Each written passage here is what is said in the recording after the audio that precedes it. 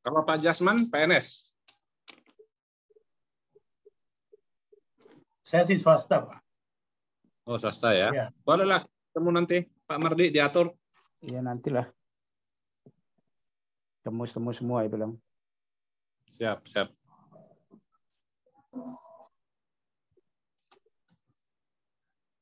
Biar kayak apa nama itu, kayak rantai itu, melingkar gitu. Mau dijual. Pak Muji, sehat Pak Muji? Alhamdulillah sehat, Bro. Calon pimpinan masa depan ini. Ya, Bro. Amin, amin.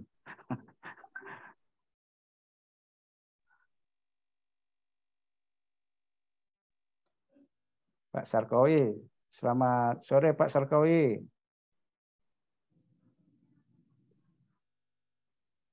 Selamat sore, Bos. Ya. Salam sehat, ya sehat. Alhamdulillah. Alhamdulillah, udah lama nggak ketemu di udara. Pak Sarkowi di jalan ya Pak Sarkowi ya? Iya. Ya Pak. Udah tahu lah namanya, udah tahu lah. Kalau bilang Pak Sarkowi Mansur langsung jalan. Ya sama aja itu. Bisa dipakai. Sama Pak Cecep enggak? Sama Pak Cecep enggak? Asep kok Cecep, Asep. Pak Asep.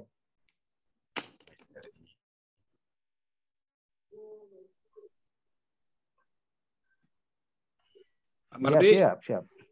nanti saya izin nggak sampai selesai ya, ya Pak Jasman ya. Iya.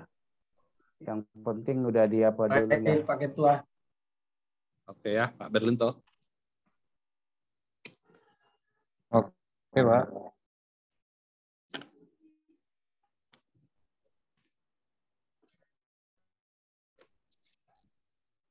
Ayo, mulailah yuk. Ya, udah bisa.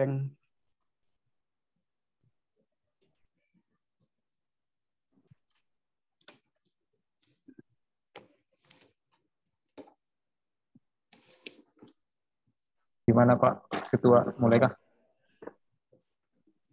Ya udah jam pas kan. Dimulailah Pak Berlianto. Oke, baik.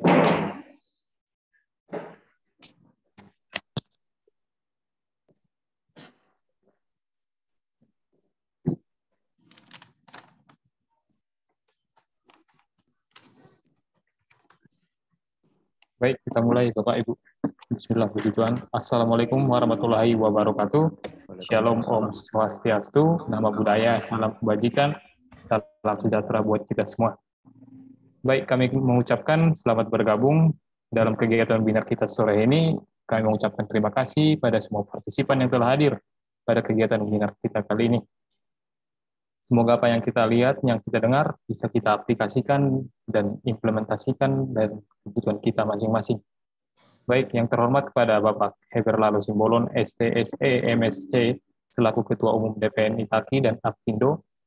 Yang terhormat kepada Bapak Dr. Insinyur Mardiaman, STMT, selaku Wakil Ketua Umum Itaki dan Ketua Penyelenggara kita sekaligus narasumber kita dalam kegiatan kita ini.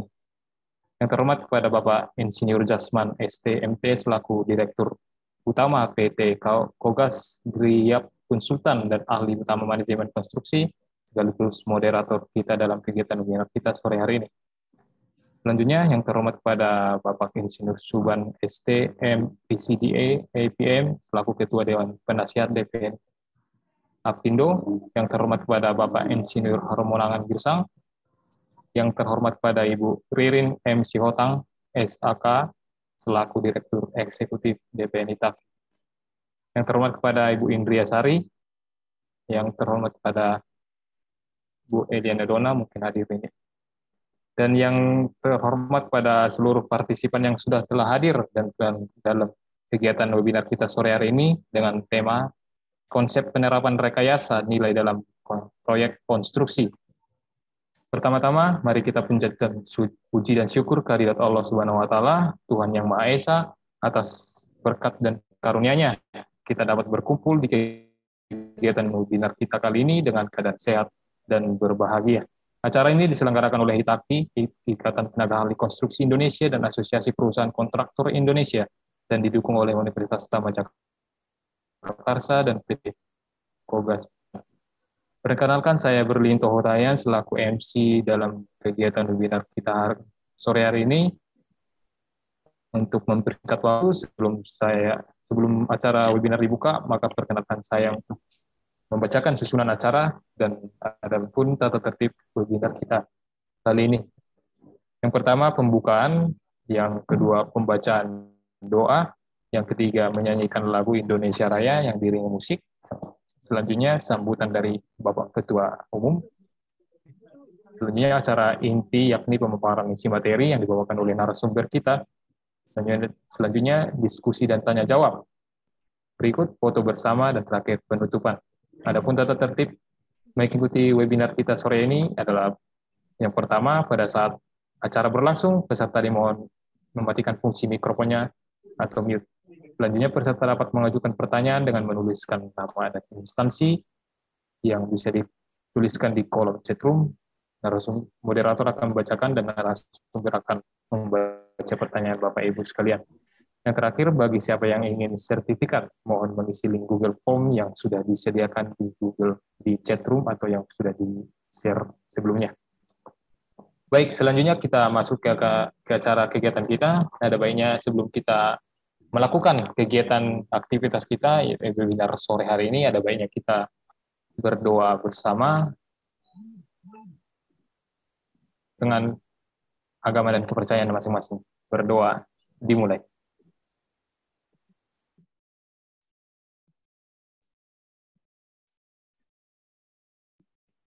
Berdoa selesai. Berikut menyanyikan lagu Indonesia Raya. Diharapkan Bapak Ibu tetap mematikan mikrofonnya selama lagu berlangsung. Pada panitia yang bertugas dipersilakan.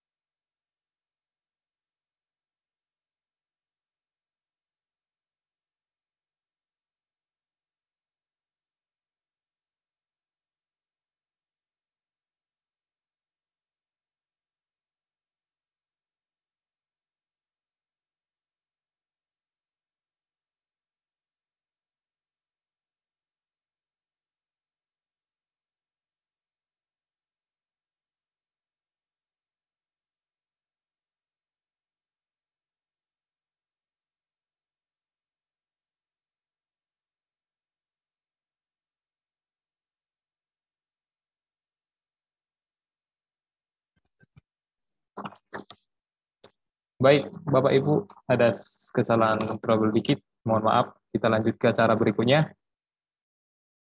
Selanjutnya, sambutan dari Ketua Umum HITAKI dan APDINDO, Bapak Heber Lalo Simbolon, STSE, MSC, selaku Ketua Umum kita. Waktu dan tempat kita persilakan. Silakan, Bapak. Terima kasih, Pak Berlinto.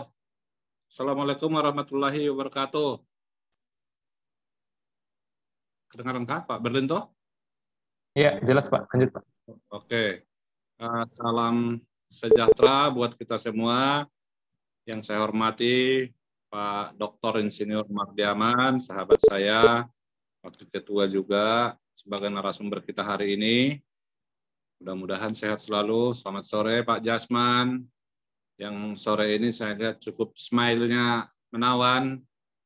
Mudah-mudahan sehat selalu dan sukses selalu dengan PT Kogas ya Pak ya.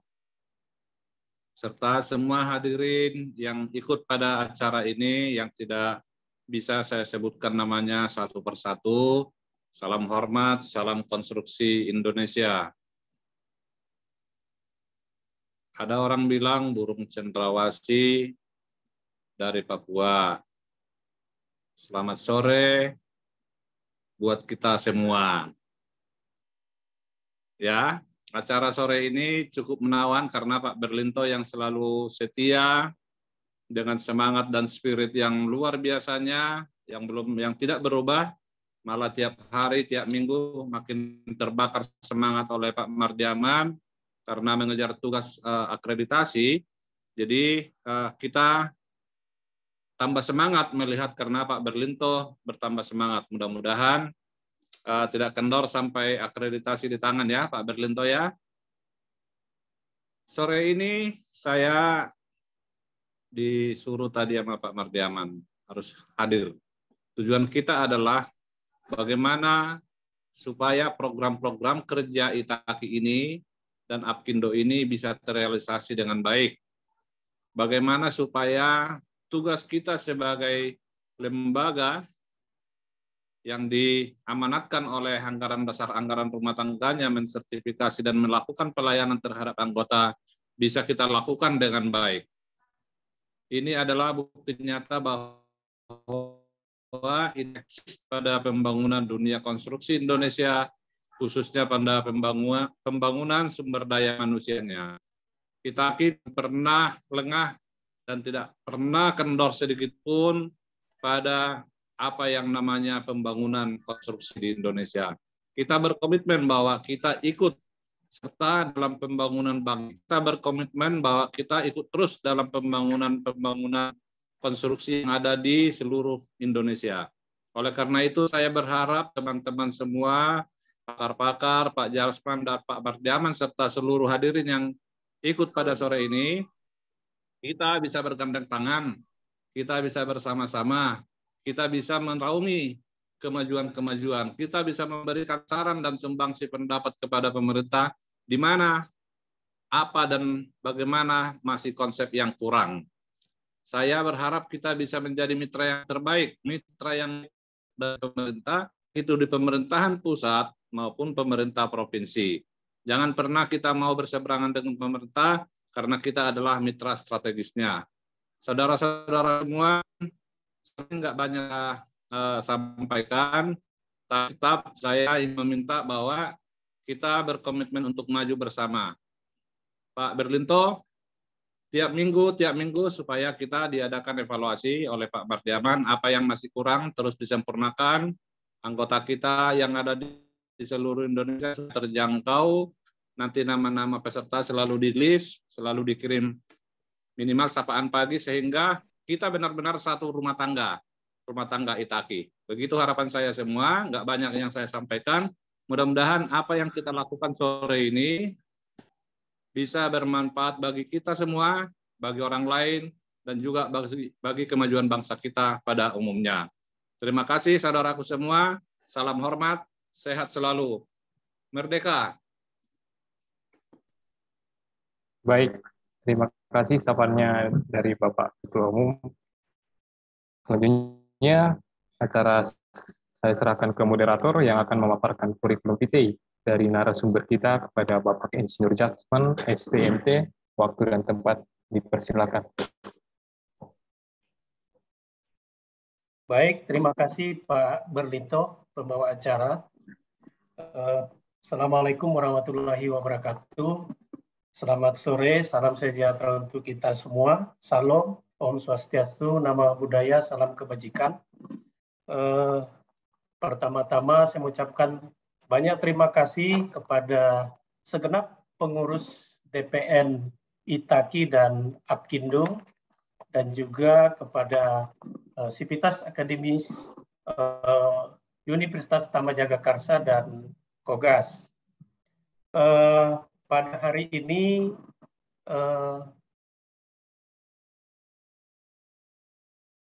untuk CV-nya Pak Mardiaman mungkin ditayangkan di Pak Bardianto ya.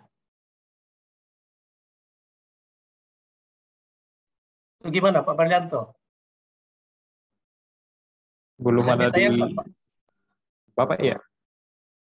Baik. Bentar, Pak.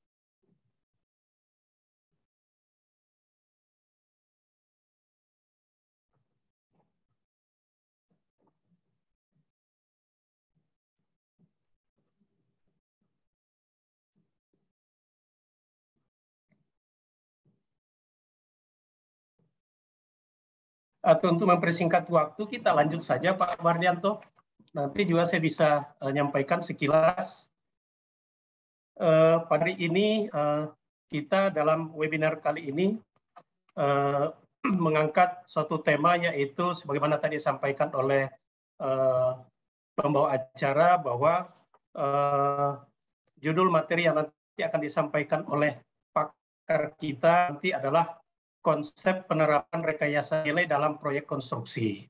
Nah, biasanya kalau kita mendengar kata-kata proyek atau konstruksi, itu yang ada di benak kita adalah uang atau nilai. Kemudian ada waktu dan juga ada kualitas.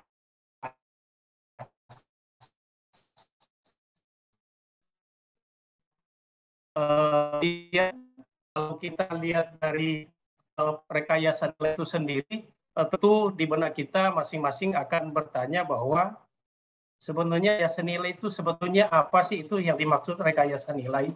Kemudian berikutnya adalah mengapa perlu dilakukan rekayasa nilai.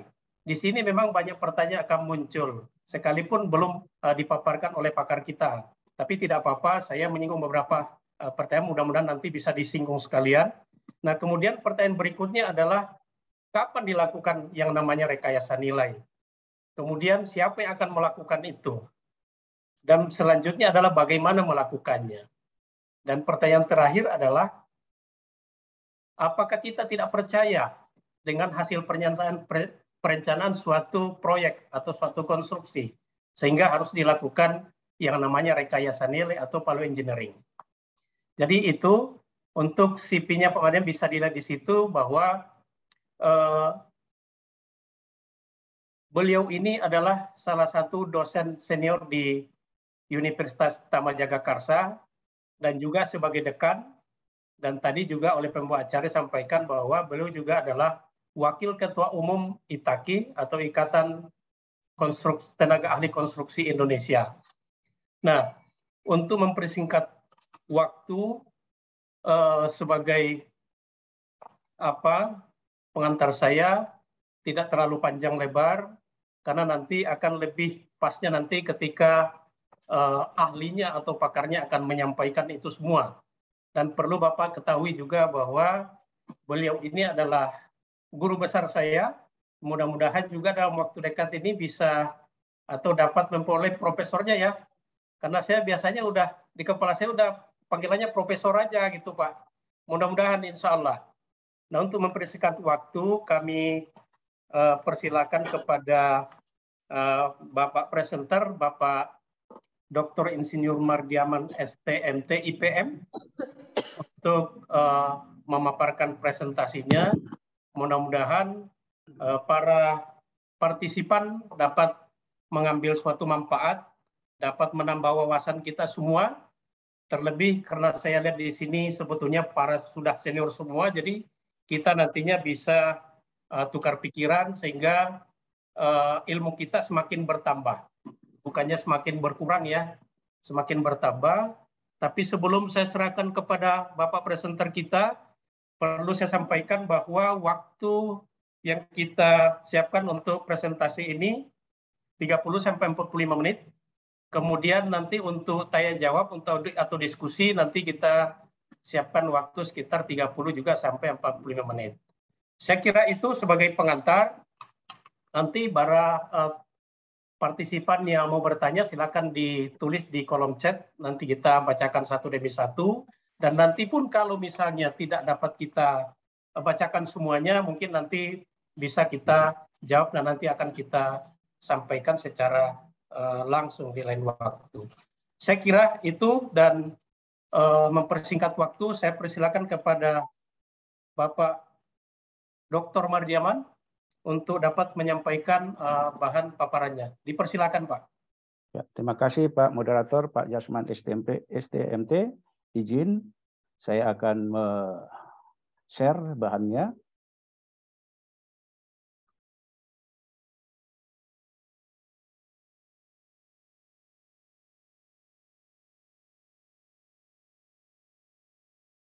Jelas ya? Izin, jelas bertanya? Ya, jelas Pak. Jelas ya, oke. Terima kasih. Saya show dulu ya. Kadang katanya show nggak bisa. Terlihat nggak di show? So? Belum, Pak. Belum. Belum, Pak. Berarti kayaknya di show nggak bisa. Oke, di sini aja ya, nggak apa-apa ya. Oke, terima kasih. Silakan, Pak. Ya, Pak Jasman. Izin langsung aja memaparkan bahan presentasi saya mengenai bagaimana konsep penerapan rekayasa nilai di dalam proyek konstruksi. Yang menjadi permasalahan di dalam kita sekarang ini, apa sih sebenarnya rekayasa nilai itu? Nah, itu barangkali menjadi suatu pertanyaan besar ya bagi kita semua.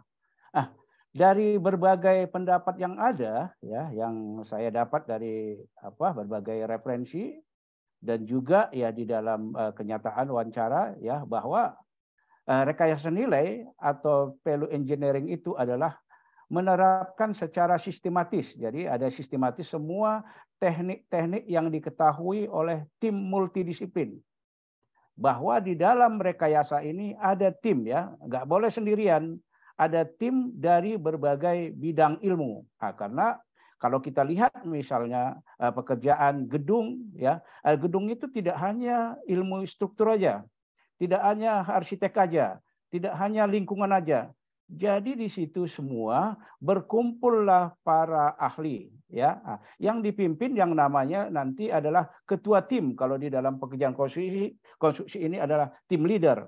Jadi ketua tim ini bukan yang tahu segalanya, ya, dia menggunakan orang-orang yang ada di dalam tim, ya, untuk bekerja sama sehingga peran dari seorang ketua tim ini sangat-sangat penting. Di dalam tim itu semua peserta, ya, akan mengeluarkan ide-ide, ya, kreatif, ya, kreativitas berdasarkan informasi yang dia dapat. Nanti di slide selanjutnya akan dapat data apa, informasi apa, ya, analisa seperti apa, ya, kemudian mengklasifikasikannya seperti apa. Disitulah ilmunya. Tujuannya apa? Ya, rekayasa nilai ini tujuannya adalah untuk membuat semua aktivitas, ya, yang ada di dalam pekerjaan konstruksi itu bisa lebih efektif, ya. Mohon lebih maaf, efektif. Pak Mardiaman, mungkin bisa di full screen, Pak. Full screen ya, oke. Baik, Pak. Kurang apa ya tadi? Oke, full screen. Slideshow tadi itu. Di slideshow nggak bisa ya, oke. Di samping paling ujung, samping kanan aja ya. Iya. Dibesarkan aja ya. Oke, kelihatan? Kelihatan ya? Ya, kelihatan ya. Jadi itu ya. Jadi itu adalah kumpulan dari tim, ya, dari tim yang terdiri dari berbagai disiplin ilmu. Supaya mereka bisa memutuskan apa yang namanya fungsi, ya, fungsinya itu berjalan dengan baik dari setiap elemen-elemen konstruksi yang dibangun. Coba saya coba ya, boleh nggak saya lagi? Boleh nggak? Terang? Terang? Terang, Pak. Terang ya? Terang, Pak. Oke. Tentu saja ya, rekayasa nilai ini, ya, harus mempunyai sebuah nilai, ya. Kalau nilainya itu bisa dinyatakan dalam matematis, ya, dalam bentuk matematis, ya. Ini agak kabur ya, mohon ya. Nilai itu adalah rasio antara, ya, kinerja atau fungsi dibagi kosnya. Jadi biayanya itu yang menjadi formula dari nilai. Di mana nilai itu seharusnya itu lebih besar dari 1, ya, pernyataan matematikanya, angkanya, numbernya. Di dalam persamaan ini ada 5 kemungkinan yang bisa terjadi. Ya, kalau fungsinya naik, tetapi biayanya tetap sama, berarti nilainya semakin naik, gitu. Jadi makin naik, ya. Kemudian kalau kinerja fungsinya tetap sama, tetapi biaya menurun, nilainya akan menaik. Jadi ada 5 kemungkinan yang terjadi dari segi matematisnya. Persoalannya sekarang di dalam rekayasa nilai tidak sedemikian, ya, tidak sedemikian. Nah, di dalam rekayasa nilai kita tidak boleh yang mengurangi namanya fungsi, ya, fungsi. Misalnya kalau kita katakan di dalam pekerjaan struktur balok misalnya, balok itu tidak boleh kurang fungsinya dari misalnya dia memikul beban 1 ton, nggak boleh, ya. Nanti di slide selanjutnya itu akan ada, tidak boleh. Karena fungsinya memang harus bisa memikul beban 1 ton. Atau misalnya balok tersebut harus tahan 5 tahun. Jadi dia tidak dikatakan berfungsi apabila dia tidak dapat durasinya itu 5 tahun. Nah, itu konsepnya. Jadi mengurangi biaya bukan mengurangi fungsi, ya, fungsi utama terutama. Nah, itu konsepnya supaya kita paham secara bersama. Nah, sekarang bagaimana sebenarnya sejarah daripada rekayasa nilai? Ini bisa menjadi masukan kepada kita, ya. Nah, itu sebenarnya rekayasa nilai itu dimulai di Amerika, ya, waktu Perang Dunia Kedua, karena pada saat itu ada kekurangan material, ya, kekurangan material sehingga dituntut itu, ya, pabrik-pabrik pembuat senjata untuk lebih mengoptimalkan lagi, ya, material-material itu, tapi tujuannya bisa terpenuhi. Nah, itu. Sehingga di Amerika itu tahun 58 sudah terbentuk yang namanya SAVE, ya, Society of American Value Engineer. Nah, itu kita harus tahu dulu sejarahnya.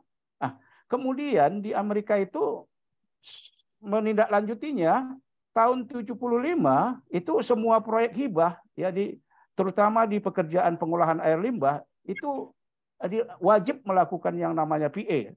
Namun nilainya minimal 10 juta US dollar. Ya, nanti kita lihat. Kemudian ditindaklanjuti di Amerika tahun 76, diterapkan itu di Departemen Perhubungan, ya. Wajib itu dilaksanakan yang namanya PA. Kemudian itu berkembang ke negara lain seperti Jepang, ya. Kemudian berkembang ke Italia, berkembang ke Australia, kemudian berkembang ke Kanada. Itulah selanjutnya.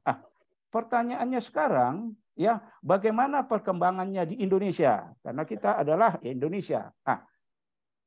Rekayasa nilai atau value engineering itu tahun 86 sudah mulai diterapkan, ya. Itu di pembangunan yang namanya Cawang, Jalan Layang Cawang itu diterapkan dengan motornya Insinyur Suryana Chandra, Suryana Chandra, ya, itu yang menerapkan. Jadi sudah pernah nggak dilaksanakan?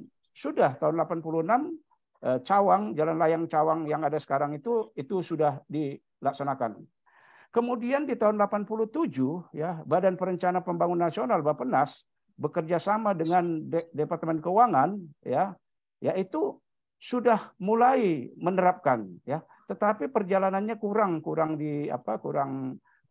bisa berjalan, ya. Itu nanti ada penelitian-penelitian kenapa, ya, pelaksanaan rekayasa nilai itu kurang berjalan.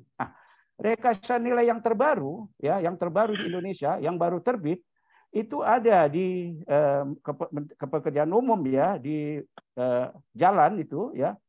Itu dikeluarnya SE 11, ya, nomor 2 tahun 2022 tentang pedoman pelaksanaan teknis rekayasa nilai, ya. Nanti kepada kita semua nanti bisa kita dibagikan SE-nya itu. Inilah yang terakhir keluar aturan yang terkait dengan rekayasa nilai. Kenapa ini perlu saya sampaikan? Supaya kita tahu sebenarnya sejarah rekayasa nilai tersebut. Mohon maaf Pak Mardiaman, sekali lagi ini beberapa teman-teman partisipan ini mengalami kesulitan untuk mereka meminta untuk di slideshow. Sudah, slideshow. Udah gede kan? Itu Pak di sisi kiri di atas itu bisa diklik Pak. Yang mana? Ini. Di setelah Ando Pak. Unload. Setelah Ando di atas itu kan ada untuk slideshow Pak. Sudah saya lakukan slideshow di bawah. Sudah ya? Udah dari bawah. Udah gede di sini. Kalau di sini gede. Tampilannya di saya belum seperti itu. Oh, Pak Berlinto gimana? Pak, coba. Iya, sama juga Pak, belum di Kenapa di slideshow. apa ya? Coba saya Ini udah slideshow di sini. Berarti dia harus jadi manual itu kayaknya. Di sini mungkin apa ya, apa namanya itu? Gini kelihatan? Nah, ini udah Pak. Kelihatan ya? Sudah Pak. Nah, ini ya. Silakan Pak. Pertanyaan sekarang, kenapa suatu elemen sistem itu nilainya besar? Artinya di situ terjadi biaya-biaya yang tidak diperlukan, sehingga dananya lebih besar, membekak, tidak efisien. Inilah alasan beberapa ya, karena kurang informasi ya, kurang informasi. Di mana itu material yang bagus, di mana akses yang bagus, di mana apa namanya itu tenaga material yang murah, di mana membangunnya, bagaimana keadaan tanah. Ini semua informasi nanti yang kita jelaskan. Kemudian keyakinan yang salah, kita nggak keyakinan itu kata orang gitu kan. Jadi salah ya. Kemudian penerapan standar kebiasaan tradisi yang kaku. Jadi kalau begitu kalau misalnya kemarin ada yang sudah dikerjakan ya seperti itu aja lah katanya gitu kan. Jadi nggak ada inovasi-inovasi ya, tidak ada terobosan-terobosan. Kemudian ini yang sering takut mengambil resiko. Jadi kalau sesuatu nanti gagal, kita yang menginisiasi, saya takut benar ini kira-kira gitu. Disalahkan saya nanti. Itu. Jadi itu tidak mengembangkan yang namanya inovasi. Kemudian tidak mau menanya orang, ya, merasa sok pintar gitu, ya. Ada orang yang lebih pengalaman, kita tidak mau tanya seperti apa kiat-kiatnya gitu ya.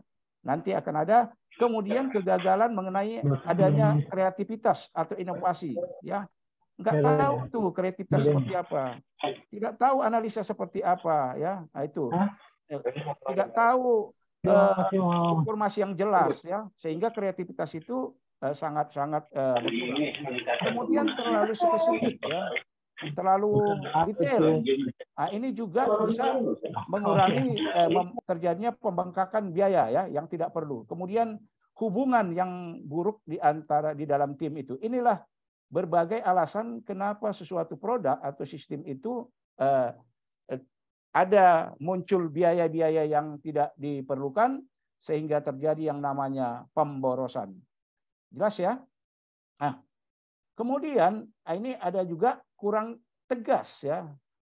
Si pemilik, si owner dalam hal ini tidak memaksakan kepada konsultan perencana untuk melakukan yang namanya rekayasa nilai tadi. Ya, yang tak kalah pentingnya, untuk apa dilakukan itu rekayasa nilai? Aku tidak dapat, jadi nggak ada insentif yang diperoleh untuk yang melakukan RE itu, ya. Nggak ada insentif, ya. Harusnya bagaimana pembagiannya? Inilah nanti yang menjadi pertanyaan-pertanyaan bagi kita. Kemudian waktunya terbatas, ya, tergesa-gesa, sehingga informasi yang didapat itu juga tergesa-gesa. Kalimat kuncinya, makin banyak informasi yang kita dapat, ya, itu maka kemungkinan untuk mengurangi biaya menjadi lebih efektif, lebih efisien itu semakin tinggi, ya. Itu intinya. Kemudian kurang profesionalisme, ya. Asosiasi praktisi PE belum ada di Indonesia ini, ya. Belum ada. Ini ada kesempatan untuk kita yang mau bentuk asosiasi. PE itu belum ada. Kalaupun ada katanya bentuk-bentuk begitu aja, ya kan, tidak terlembaga dia, ya. Karena memang ahli yang di sini masih sangat kurang. Jadi ini ada peluang. Konflik yang terjadi antar stakeholder, ya, konsultan, kontraktor, ya, pemilik, PPK, ini sering terjadi. Kemudian pihak-pihak yang terlibat di dalam proyek itu kurang berkomunikasi. Apa sih metode yang cocok? Nggak mau dikomunikasikan, ya, seperti itu. Wewenang pengambilan keputusan yang terbagi, tidak mutlak. Kurangnya ini berbagai hal ya yang menyebabkan kenapa terjadi biaya-biaya yang tidak diperlukan. Ini udah mulai masuk ke ilmunya ya, sudah masuk ke ilmunya. Inilah namanya pertemuan para pakar ya. Jadi berdasarkan sumber ya yang saya peroleh dari luar ya, yang melaksanakan PA itu ada hambatan-hambatan ya di dalam menerapkan PA di negara terutama yang sedang berkembang. Jadi di sini ya dari stakeholder dan knowledge-nya ini ada 6 ya faktor ya yang menjadi pemicu hambatan tersebut. Kenapa hambatan itu? Kurang expert ya, kurang ahli. Begitu poor collaboration, kerjasama yang jelek ya. Hubungan kerja yang jelek di antara para stakeholder. Kemudian culture environment itu ini resistant to accepting state of innovation. Jadi dia nggak mau gitu ya untuk menerima adanya inovasi. Ya apa adanya aja gitu. Ya kurang tidak terlibat aktif ya klien-klien tadi, pemilik, konsultan itu nggak aktif. Ini. Kemudian workshop ya ada dinamik itu ya. Kemudian standarisasi, inilah berbagai faktor yang menjadi penghambat dilaksanakannya PA. Barangkali ini baru ada disampaikan di sini ya. Inilah menjadi berbagai faktor yang menjadi penghambat terlaksananya PA. Sumber referensinya ini banyak sekali ya. Bagi kalau kebetulan ada yang mahasiswa ya, ini cocok diangkat ya untuk kasus Indonesia. Sebenarnya apa sih yang membuat PA di Indonesia itu tidak berjalan? Dasar aturannya ada, referensi ada, jelas yang dipakai ya. Kemudian dicoba penelitian tersebut ya di negara-negara ya di suatu penelitian. Ini ada ranking ya, ranking yang menyebabkan terjadinya hambatan-hambatan itu terjadi seperti apa ya. Ini digunakan dengan mengambil yang namanya sampel. Para stakeholder ditanya ya, semua pihak ditanya ya, diambil berbagai sampel, ditanya itu.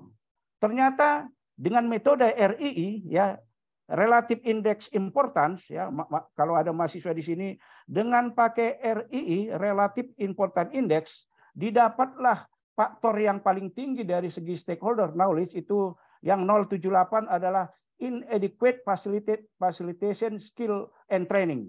Ya, ini menjadi penghambat utamanya dengan nilai 0,78 ya untuk stakeholder dan knowledge. Kemudian untuk budaya dan lingkungan ini bisa kita lihat angkanya di 0,67. Kurangnya komitmen melaksanakan rekayasa nilai ya value management tadi. Ini hal yang menarik di Indonesia diuji cobakan. Para ahli coba berpikir ke sini ya, yang tertarik di bidang ini coba diglutini. Benar enggak pernyataan yang paling tinggi ini yang paling tinggi inadequate facilitation skill and training. Disinilah peran daripada para ahli ya. Kemudian di mana efeknya PA itu? Kita ketahui bahwa proyek konstruksi itu ada tahapan-tahapannya, ada fase-fasenya dari tahap inisiasi sampai tahap konstruksi nanti. Di sini ada mau buat proposal, konsep desain. Penghematan yang paling tinggi terjadi di tahap konseptual desain ini. Ini paling tinggi kalau kita lihat. Jadi bukan di pelaksanaan di konstruksi ya, bukan. Kenapa? Mungkin banyak diskusi nanti. Kenapa di tahap konseptual desainnya ini cost savingnya itu paling tinggi? Karena di tahap ini kita belum siap. Waktunya masih sangat sempit, ya kan? Informasi yang kita dapat masih kurang. Disinilah titipan-titipan terjadi. Desainnya begini buat ini di sini ya, di tahap ini. Kemudian menurun dia di tahap skematik desain ya, kemudian turun lagi di site deployment. Coba ini menjadi penelitian bagi kita ya, para praktisi, akademisi dan peneliti ini coba diteliti. Karena kita ini adalah ahli ya, ahli, bukan istilahnya terampil ya, bukan terampil. Kadang pemahaman kita terampil dan ahli itu berbeda ya. Ini yang ahli. Coba ini kenapa? Mungkin ini bisa nanti menjadi masukan kepada pengambil kebijakan. Oh, ternyata di tahap konseptual ini kita akan buat serinci mungkin. Kebetulan saya memang pernah itu saya menjadi independen ya, PA ya di tahap ini. Jadi sebelum lelang dilakukanlah namanya PA sebelum lelang supaya nanti setelah lelang ya PA tersebut harganya tersebut didapat harga yang paling optimal. Jadi perlu digarisbawahi bahwa penghematan yang paling besar itu terjadi di tahap ini apa namanya shaping ya, shaping cost shapingnya di tahap konseptual. Kemudian bagaimana udah kita mulai masuk lagi bagaimana langkah-langkah di dalam pelaksanaan PA ini. Ada 3 tahapan di dalam pelaksanaan rekayasa nilai, dimulai dari pre-study activity, jadi kegiatan pra-studi ya. Nah, kemudian tahap yang kedua ada namanya workshop ya, studinya ya. Kemudian yang ketiga itu post studi. Ini harus kita pahami. Nah, jadi mulai dari pra-studi ya, kemudian workshop, kemudian yang namanya post ya. Ilmu kita yang paling banyak nanti adalah di workshop ini seperti apa? Yaitu mulai tahap informasi, function analysis phase, creative phase, evaluasi ya. Kemudian kalau yes ya, masuk tahap pengembangan, dilanjutkan presentasi untuk meyakinkan pemilik gitu. Kalau no di sini, maka dia harus memikirkan namanya kreatif kembali. Jadi ini berputar ya. Nah, ini kalau berlanjut nanti udah oke, maka laksanakan, implementasikan dan follow up, laksanakan. Inilah 3 tahapan di dalam melakukan rekayasa nilai dari mulai tahap pre, kemudian studi, kemudian post studi. Apa yang kita lakukan di dalam pre-studi tadi ya? Ini dalam pre-studi ini kadang tidak dipahami. Mendapatkan persetujuan dan dukungan dari manajemen. Kalau nggak dapat kita dukungan, itu tidak berjalan. Kemudian mengembangkan lingkup, scopingnya, ya, apa-apa yang perlu dikerjakan. Kemudian mendapatkan data dan informasi. Inilah hal-hal yang perlu dilakukan di dalam pre, ya, tahapan pre tadi, ya. Sampai nanti mengidentifikasi anggota tim. Siapa tim rekayasa nilai yang kita masukkan itu perlu, ya. Jangan nanti yang tidak kompetensinya dimasukkan malah mengganggu ya di dalam tim tersebut. Kemudian yang di studi tadi, yang di studi di tahap studi yang kedua, yang tak kalah pentingnya adalah yang tadi itu yang mengumpulkan informasi, ya. Informasi apa yang perlu kita kumpulkan? Tentu informasi yang dikumpulkan itu harus relevan ya dengan proyek konstruksi yang dikerjakan. Informasi jalan, informasi gedung, informasi saluran, itu akan berbeda-beda semua, ya. Untuk itu perlu diturunkan yang namanya masing-masing ahli tadi. Mengumpulkan informasi, ya, kumpulkan itu dari sumber terpercaya. Jelas nggak ya Pak Jasman ya? Jelas? Pak Jasman? Jelas Pak, jelas Pak. Ya. Dapatkan informasi yang lengkap dan relevan. Jangan dimasukkan yang tidak relevan. Dapatkan fakta dari data informasi, ya. Kemudian dapatkan semua daftar biaya-biayanya, ya. Nanti akan ada cost model. Inilah tahapan-tahapannya untuk mengumpulkan informasi, ya. Tentukan fungsinya. Klasifikasi ke fungsi, apakah dia fungsi sekunder, apakah fungsi primer ya atau utama. Ini harus jelas dulu. Tetapi tergantung kepada benda apanya produknya nanti ya, tergantung kepada sistemnya, tidak akan sama. Kemudian ini juga menentukan nilai, tentukan indeks peluang nilai. Ini tahapan-tahapannya ya untuk menentukan fungsi. Kemudian selanjutnya, ini yang perlu kita pahami, kita sampaikan ya, bahwa di dalam rekayasa nilai tahap informasi itu harus ada data. Data bentuk, data dimensi, data jenis bahan, tahanan geser, ya, metode pengolahan datanya seperti apa, ya, tentang bagaimana produk dioperasikan, dibangun, dibuat, kemudian data kinerja, bagaimana persyaratan kinerja, ya, data biaya, itu jelas, bagaimana harga material, bagaimana harga tenaga kerja, bagaimana bunga uang, Ya, ini semua harus diketahui untuk menghasilkan nanti rekayasa nilai yang benar, yang baik, ya. Kemudian selanjutnya, tentu data itu ada sumbernya. Dari mana sumbernya itu? Dari manajer proyek, dari insinyur desain, dari operator, ya, dari orang yang sudah pernah merawat, kontraktor, perakit. Ini semua sumbernya. Dari buku-buku, ya, kumpulkan semua. Dari jurnal-jurnal, kumpulkan. Dari media massa, silakan kumpul. Dari teman-teman yang hasil wawancara, silahkan kumpul. Sumber data, dokumen perencanaan, dokumen lingkungan, studi desain, studi lalu lintas kalau untuk jembatan atau jalan misalnya, gambar, perhitungan. Inilah yang perlu kita dapatkan untuk melakukan rekayasa nilai supaya hasil rekayasa nilai kita itu baik.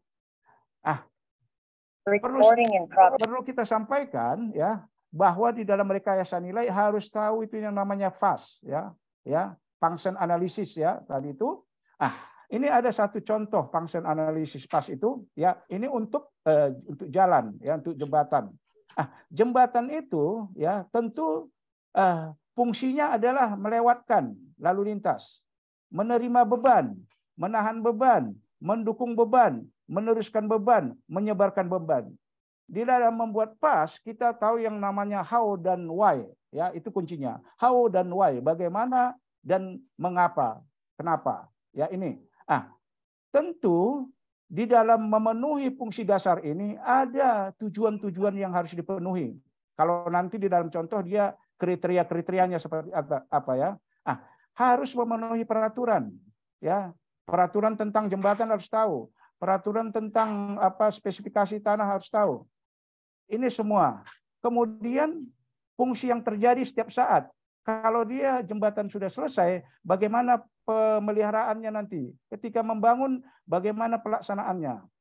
Bagaimana kemudian instalasi? Inilah ilmu daripada analisis fungsi ini. Ya, menerima beban di sini boleh beban hidup, beban angin, beban air, terserah, ya, beban gempa, ya. Kemudian ini meneruskan beban karena jembatan itu ada abutmennya, pilarnya diteruskan ke tanah nanti. Seperti inilah contoh untuk membuat yang namanya FAS. Bagaimana menentukan nilai, ya? Supaya kita tadi dari formula tadi, nilai adalah hasil bagi yang tadi itu adalah kinerja dan fungsi atau fungsi dibagi cost. Cost itu diambil nilai yang terbesar, what itu nilai yang terkecil, ya. Hasil baginya harus sama dengan harus lebih besar dari 1. Itu nanti konsepnya. Barangkali nanti ada contohnya supaya lebih kelar, ya. Ini contoh, ya, contoh daripada analisis fungsi. Misalnya nih, ada yang namanya produk, ya. Ini misalnya peredam kebisingan, bendanya namanya, itu fungsinya menyerap suara, memperindah landscape. Menyerap suara pasti dia adalah dasar, basic, ya. Kemudian memperindah landscape, ya, hanya kita bilang hanya melihat warna-warni, karena di dalam ruangan kita sekarang bisa lihat yang namanya peredam kebisingan, ya, bentuk indah, ya, kelihatannya. Jadi itu hanya sebagai penghias, itu sekunder. Kemudian masing-masing daripada fungsi ini dibuat nilai, ya. Contohnya penyerap suara nilainya 1,25 misalnya per square. Memperindah landscape 0,75. Nilai totalnya nanti akan dijumlahkan yang namanya cost-nya itu 125 tambah 0,75.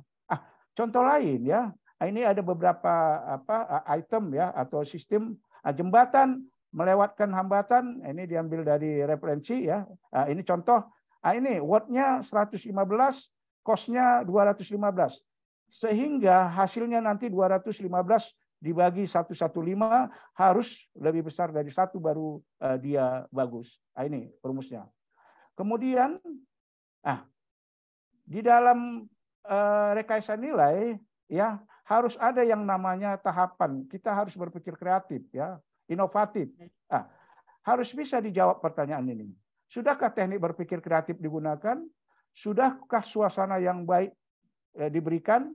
Apakah ada timbul saling memberikan inspirasi? Ini pertanyaan-pertanyaan penting di dalam tim ya untuk menimbulkan kreatif bagi setiap anggota yang ada di dalam tim. Nah, ini bagus. Kemudian harus dilakukan yang namanya di dalam memilih harus ada yang namanya analisis keuntungan kerugian. Untungnya apa, ruginya apa itu harus dihitung ya. Ini hanya konsep. Kemudian analisis biaya siklus hidup. Siklus hidup dari mulai tahap inisiasi sampai tahap demolisi pembongkaran itu harus dihitung. Misalnya untuk pekerjaan jalan ya atau jalan tol kita katakan setelah dia beroperasi dia akan mendapatkan yang namanya keuntungan hasil penjualan tiket ya seperti itu. Nah, ini harus dibuatkan. Kemudian dibuatkan kriteria. Kriteria apa yang dijadikan sebagai ukuran? Ini dia ya. Harus kita tentukan kriteria dan tujuan, kita ukur alternatif, kita ukur kriteria. Nah, ini tahapannya. Nanti kita lihat studi kasusnya. Ini ada contoh studi kasus ya, yang sederhana ada peningkatan jalan ya. Bagaimana menerapkan rekayasa nilai itu di dalam peningkatan jalan. Ini ada ya. Nah, ini langkah-langkahnya. Kita informasi yang kita dapat seperti yang saya sampaikan di awal ya, mendapatkan informasi, kita harus tahu namanya informasi biayanya ya. Kita buatkan ke dalam cost model. Ini cost model untuk pekerjaan jalan tersebut tadi. Ada pekerjaan persiapan, ada pekerjaan badan jalan, pekerjaan bahu jalan, pekerjaan penguatan tanah. Ini ada biaya-biayanya, item-itemnya. Ini yang dinamakan cost model. Jadi di dalam rekayasa nilai kita harus membuatkan cost modelnya. Ini dari mana didapat? Dari RAB nanti. Ini dia RAB-nya. Ini contoh studi kasus ya untuk perbaikan jalan tersebut tadi. Inilah item-item yang ditawarkan. Ada kegiatan-kegiatan. Ya, rigid pavement nilainya 12.648.000.000 ya. Kemudian budget tulangan U32. Kegiatan ini yang didapat dari RAB. Ini yang mau kita lakukan yang namanya rekayasa nilai. Kemudian di sini ya kanan ini adalah kumulatif ya, kumulatifnya ya 675 tambah 11 ini sampai dia nanti nilainya adalah 100%. Ini harus kita pahami. Pertanyaannya yang mana yang mau direkayasa nilai? Salah satu teknik analisa untuk melakukan rekayasa nilai, kita harus membuatkan namanya diagram Pareto. Ya, diagram Pareto ini bentuknya. Diagram Pareto itu diambil yang nilai persentasenya sebesar 80%, kegiatannya sebesar 20%. Konsep dari diagram Pareto adalah bahwa 20% kegiatan yang pertama itu, yang awal, yang besar, itu menyumbang 80% biaya totalnya. Itu konsep diagram Pareto. Ya, ini kita buatkan. Kalau ini kita lihat misalnya 1,25 kegiatannya tadi ada 12, 2,5 bagi 12 itu kira-kira saya hitung tadi berkisar di 18%. Jadi di bawah 20% kegiatan itu menyumbang ya biaya totalnya yang 80%. Itu konsep daripada pembuatan diagram Pareto ya. Kemudian ini tadi setelah dilakukan yang namanya analisa fungsi, rigid pavement itu menyalurkan beban sekunder nilainya ini ya 12 miliar, ini dibuatkan satu-satu ya, sehingga nanti hasil bagi daripada cost dengan watt ya, ini ya cost dan watt ini 19 ini ya dibagi dengan 331 nih. Hasilnya 5,8. Berarti rekayasa nilai ini benar-benar bisa dilaksanakan. Kemudian di dalam rekayasa nilai ada yang namanya tahap spekulasi ya. Jadi ada 5 alternatif daripada rigid pavement yang ditawarkan. Berdasarkan yang namanya dari tim tadi, dari tim yang ada di dalam timnya RE tadi. Ditawarkan di situ kreatif, buat aja rigid pavement tanpa tulangan dengan sambungan. Ada lagi yang mengatakan buat aja rigid pavement bertulang tanpa sambungan. Ada lagi mengurangi ketebalan rigid pavement. Ada pakai ATB, asphalt treated base ya. Kemudian ada HRS ya, hot roll sheet. Nah, kemudian untuk baja tulangan, kecilkan aja tulangannya, perbanyak tulangannya, ganti jenis tulangan, kurangi jumlah tulangan. Inilah yang namanya spekulasi-spekulasi yang ditawarkan di dalam tim. Seperti itu ya, supaya paham. Kemudian tentu saja yang alternatif tadi ya harus dianalisis. Ini yang saya sampaikan di awal, harus ada yang namanya analisis keuntungan dan kerugian. Tentu ada kriteria. Di dalam menentukan tadi ya alternatif tadi yang terbaik, ada kriteria yang harus kita gunakan. Biaya awalnya seperti apa? Ya, kekuatan daya dukungnya seperti apa? Pemeliharaannya seperti apa? Umur pakainya seperti apa? Waktu pelaksanaan seperti apa? Kemudahan. Inilah yang dijadikan yang namanya kriteria untuk memilih, ya. Nah, inilah yang dijadikan. Contohnya di sini nanti misalnya kekuatannya kita lihat spesifikasi yang disyaratkan seperti apa? Mampu nggak dia memikul beban 1 ton? Mampu nggak dia tahan 2 tahun? Seperti itu. Jadi harus dibuatkan yang namanya kriteria untuk menentukan pilihan tadi. Nah, ini di dalam kasus ini, studi kasus ini dipakai 6 kriteria, mulai dari biaya awal sampai kemudahan pelaksanaannya. Nah, kemudian dari tahap kreatif tadi yang kreativitas tadi untuk memilih, diadakanlah panskoran. Jadi kayak biaya awal, jadi di sini biaya awalnya murah, kasih nilai 1, ya, waktu pelaksanaan cepat kasih 1. Ini dari mana dapat? Ya, ini dari ditanyakan kepada yang namanya nanti para ahli, ya. Nah, kemudian begitu juga kekurangannya, ya. Nah, kalau menggunakan ATB kekuatannya kurang -2. Kalau kurang itu selalu dikasih tanda negatif. Sehingga dijumlahkan di sini ide ratingnya ini bisa kita jumlahkan semua, ya. Ini 1, 1, 1, 3, -4, -2, -3, hasilnya -4. Itu caranya tuh, ya. Nah, ini memang ingatkan Bapak narasumber, waktu Bapak tinggal 7 menit, Pak. Oke, siap. Kemudian setelah itu kita buat tingkat kelayakannya. Ada acuan tingkat kelayakannya. Penggunaan teknologinya seperti apa? Ya, kemungkinan implementasinya seperti apa? Waktu pelaksanaannya seperti apa? Performanya seperti apa? Inilah tingkat kelayakan yang harus dibuat untuk nanti memilih alternatif yang terbaik. Kemudian ini dibuatkan dari penilaian tingkat kelayakan, ini penggunaan teknologi tadi sudah ada, kemungkinan implementasinya yang tadi ada, waktu pelaksanaan ada, performance-nya ada. Itu kita buat skor-skornya, ya. Dari mana angka-angka 9 ini? Ini dari responden dari para ahli tadi yang kita tanyakan, ya. Kalau A ada bilang 9 orang, B ada 1, gitu seperti itu, C waktu pelaksanaan 9, kemudian performanya kinerjanya 6. Begini caranya. Kemudian dari setiap kriteria tadi didapatlah bobotnya. Yang paling besar ini A, umur konstruksi 39%. Dari mana didapatnya? Ini adalah dari perbandingan berpasangan pairwise, ya, yang oleh Saati, ya. Dapatnya 39% ini hasil daripada pengolahan data tadi. Sehingga dari 6 kriteria ini didapatlah kriteria yang terbagus itu adalah yang 39%. Kita ranking semuanya. Ini dari mana dapat? Dari responden para ahli tersebut, ya. Kemudian dari tadi itu karena 2 tadi ada rigid pavement dan tulangan, dilakukanlah kombinasi-kombinasinya dari alternatif tadi, apakah mengurangi ketebalan, ya. Ini dibuat. Ada 6 kombinasi yang terjadi di sini. Kombinasi 1 untuk rigid pavement kurangi ketebalan. Untuk U32 tulangannya memperkecil dimensi tulangan. Ini dilakukan kombinasi. Udah. Kemudian dikeluarkanlah tabel analisis matriknya. Ini dari mana dapat? Ini tadi dari bobot tadi, ya.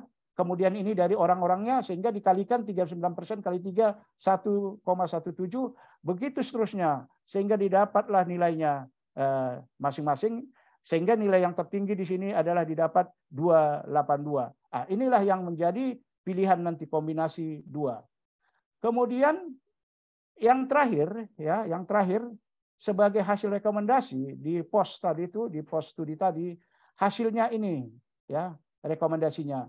Desain ulang rigid pavement, mengurangi ketebalan rigid pavement 20 cm, kemudian tulangan U32 bahan existing, kemudian dasar pertimbangan biaya lebih murah, dari segi penampilan cukup baik, mutu baik, keamanan dan kekuatan baik, sehingga dikeluar hasil penghematan itu sebesar 20,14%. Inilah manfaat daripada melakukan PA. Saya tunjukkan, izin Pak Moderator sebentar, menunjukkan bagaimana PA itu sangat ampuhnya. Ini ya, ini ada kasus ya, kasus yang sudah dilakukan rekayasa nilai ini, flyover Canguk ya, Canguk. Ini bisa kita lihat optimasi menghasilkan 20% pengurangan biaya dengan peningkatan performa. Ya, jadi rekayasa nilai yang dilaksanakan itu benar-benar bisa mengurangi biaya, tetapi fungsinya tetap. Nah, ini bagaimana siklus hidupnya, biayanya? Ini dari 226 miliar menjadi 179 miliar. Dia bisa minus 21% kurangnya. Jadi berkurang biayanya 21%. Kasus yang kedua, ini kebetulan mahasiswa saya dan benar ini ya Pak Eko, Enang-enang ya, Enang-enang di Aceh ini bisa mengurangi sampai 50%, 16% lebih rendah. Nah, ini di sini ada kasus.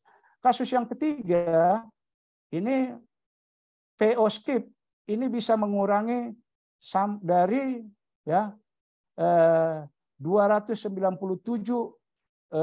ribu ya billion ini. Nah, ini kisarannya ini ya 209, 271 trispan. Nah, jadi dia benar-benar dia bisa mengurangi. Itulah manfaat daripada rekayasa nilai dan terbukti ampuh sudah diterapkan di berbagai pekerjaan konstruksi. Barangkali itu yang bisa saya sampaikan. Pak Moderator, terima kasih. Baik, Bapak Presenter, terima kasih banyak atas paparan Bapak yang cukup menegangkan buat saya, dan mudah-mudahan para partisipan atau teman-teman yang lain dapat melakukan sinergi atau tanya jawab, karena waktu untuk paparan sebetulnya kurang 1 menit lagi Pak sebenarnya. Jadi masih ada waktu kalau mau ini, tapi untuk menyingkat waktu karena ini waktunya juga sudah sore, mungkin kita persilakan kepada para peserta untuk dapat menyampaikan pertanyaan secara langsung ya Pak. Ya boleh. Secara langsung kita undang 2 penanya dulu. Silakan.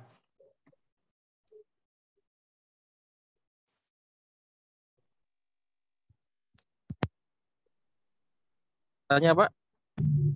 Ya, silakan. Siapa Pak? Ya.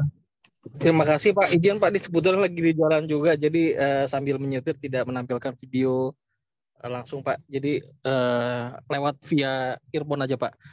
Jadi mungkin terima kasih atas paparannya Pak. Mungkin ada hal yang perlu saya menarik bagi kami. Kebetulan memang kalau terkait value engineering ini kan saya kebetulan kerja di lingkungan government Pak.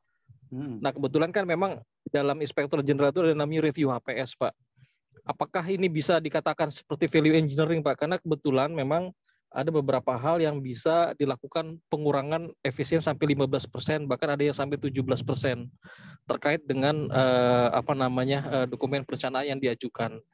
Tapi kalian tadi yang Bapak paparkan memang kelihatannya sangat komprehensif sekali, sampai bicara teknis, sampai bicara detail sekali ya. Nah itu kan pasti butuh cost yang besar ya Pak ya, untuk menggunakan tenaga ahli yang bisa melakukan analisis seperti demikian. Nah sedangkan kalau kita bicara efisiensi dalam melakukan terkait penganggaran dan sebagainya, itu memang butuh efisien juga di sisi ownernya gitu loh Pak.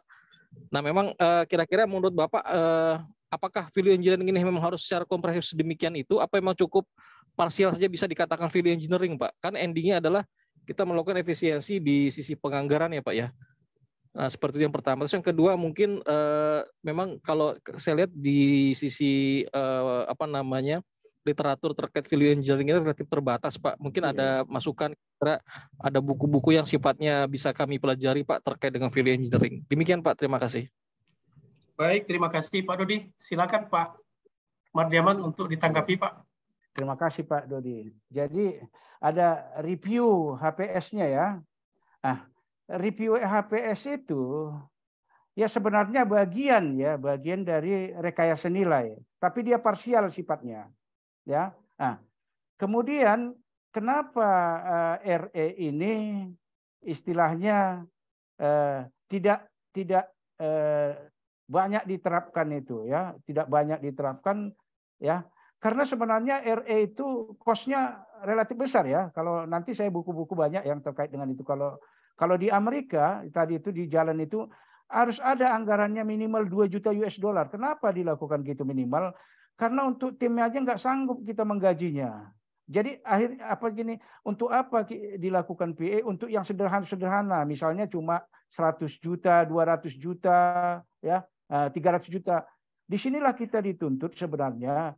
PA itu anggarannya yang optimal untuk dilakukan rekayasa nilai berapa, itu yang Pak Dodi yang belum ada penelitian. Saya sangat tertarik kalau ada yang meneliti segitu. Sebenarnya RE itu dilaksanakan untuk nilai kontraknya sebesar apa kira-kira gitu ya.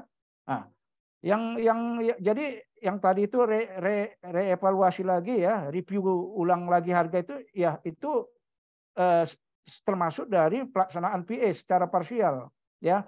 Tetapi seharusnya biaya yang besar.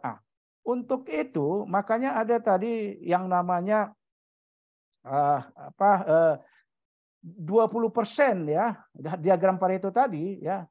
Kita dari 12 kegiatan, kita kan mengadakan rekayasa nilai hanya 2 kegiatan ya.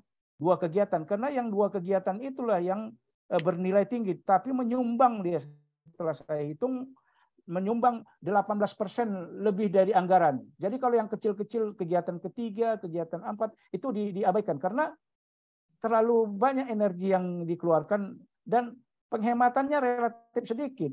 Misalnya, kalau dananya misalnya cuma 100 juta, kalau seandainya 100% pun penghematannya kosong cuma 100 juta, barangkali gaji kita aja udah 30 juta kan nggak, jadi nggak efisien. Ya, jadi bukan nggak bisa dilaksanakan, bisa. Cuma yang tadi itu tekniknya itu kalau boleh diambil ya, anggaran yang biaya terbesar kalau dalam teknik analisa pakai diagram Pareto. Tapi kalau dananya cuma 1 miliar 2 miliar ya nggak usah lah ya, bentuk timnya aja. Artinya dilakukan RE secara informal barangkali ya, informal nggak formal lah ya, gitu. Kemudian juga pembagiannya itu setelah dia ada penghematan nggak ada kebagian kita. Itu di situ masalahnya. Kemudian apalagi Pak Jasman? Tentang buku-buku, ada nggak buku-buku yang bisa banyak. jadi referensi, Pak? Kalau itu siapa yang tertarik rekayasa nilai nanti hubungan sama saya. Tadi itu ya, saya banyak jurnal tentang rekayasa nilai, tapi benar kata Dodi tadi itu di Indonesia ini ya, tadi kan udah jelas banyak hambatan-hambatannya, tapi ini menjadi studi yang menarik. Itu nanti boleh di WA sama saya kasih ya, tentang jurnal yang terkait dari RE ini banyak sekali ya, Itu bisa ya Dot ya, kalau mau ya, karena Pak, izin, Pak. Dodi kan kerja di government ya, artinya bisa menjadi istilahnya bisa menjadi motivator lah gitu ya. Nanti boleh dihubungi saya. Saya suka berbagi ilmu, materi apanya itu bahannya ada sama saya, jurnalnya ada lengkap itu. Yang siap ya. Karena memang menarik bagi saya juga Pak, kebetulan memang ya memang tadi saya sampaikan kalau terkait dengan yang biaya, misalnya kebetulan ada proyek kita 30 miliar dengan menggunakan review HP saja dengan penggunaan inspektorat itu bisa sampai 15%, artinya kan sebenarnya cukup signifikan gitu Pak, dari pengurangan anggaran. Apalagi kita tidak menggunakan tenaga ahli yang khusus ya, tapi dari sisi hanya penyesuaian adjustment di harga, analisa harga satuan, maupun penyesuaian terhadap DED dan sebagainya. Tapi mungkin nanti kalau boleh Pak bisa Pak, yang tadi Bapak referensi bisa. Boleh. Pribadi aja tuh ya, private ya. Private ya. Karena Siap, gini, Pak. Dot, Banyak, Pak. saya juga pernah itu dulu tahun berapa ya, 2015 atau 12 kalau nggak salah, disuruh menjadi narasumber untuk PA struktur bangunan Departemen Dalam Negeri dulu, Gunung Parkir. Ada kita 4 kemarin, yang tahun 2012 itu saya dari struktur, kemudian ada dari apa namanya itu arsitek, ada dari ME. Saya kebetulan struktur kebanyakan itu yang saya PA itu tulangan-tulangan. Jarak tulangan, besar tulangan, kok mubazir ini gitu. Sehingga tapi dia fungsinya apa ya, masih tercapai. Artinya yang itu tadi, Dot. Jadi kriteria mampu memikul beban itu harus dipenuhi. Ya, sesuai dengan spesifikasi harus dipenuhi. Kalau tidak itu bukan PA. Kira-kira gitu, ya. Oke, Pak Jasman. Baik, terima kasih Pak Mardiaman. Jadi ya begitu ya Pak Dodi ya. Jadi ternyata untuk melakukan PE ini atau rekayasa nilai ini tidak semudah yang kita bayangkan ya. Ternyata cukup luar biasa juga karena ditinjau dari segi biaya juga memang cukup besar karena harus ditangani oleh para ahli-ahli dari berbagai bidang ilmu gitu. Nah, kemudian juga untuk di Indonesia kan sampai saat ini juga belum adanya penelitian yang membatasi bahwa sebetulnya nilai pada batasan nilai berapa sih yang harus dilakukan rekayasa nilai. Itu juga terkait dengan besarnya nilai tadi sehingga tidak semua